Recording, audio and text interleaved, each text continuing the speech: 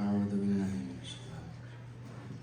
إن هذه أمتكم أمة واحدة وأنا ربكم فاعبدون وتقطعوا أمرهم بينهم كل إلينا راجعون فمن يعمل من الصالحات وهو مؤمن فلا كفران لسعيه وإنا له كاتبون وحرام على قرية أهلكناها أنهم لا يرجعون حتى إذا فتحت يأجوج ومأجوج وهم من كل حدب ينسلون واقترب الوعد الحق فإذا هي شاخصة أبصار الذين كفروا يا ويلنا قد كنا في غفلة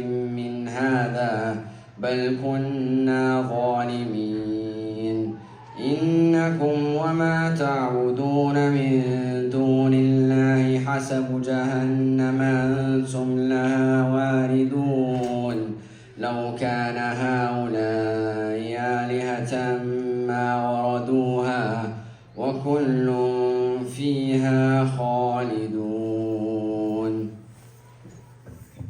ما شاء الله تبارك الله. حاليا بنهي آياتك أن كفر فرني يكون وختمي ما شاء الله تبارك الله.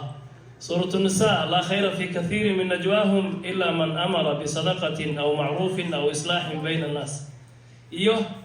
إن هذه أمتكم أمة واحدة. فيري إلهي ما يقول لي بل لمنك آياتك إلى الدورين فيري وقرآن الله ربو إني نبدلها إن شاء الله تعالى وديني مادي بس لقرنا يا جزاكم الله خيرا على اجتماعكم. الله يبارك بكم وجزاكم الله خيرا أحسن الجزاء. الله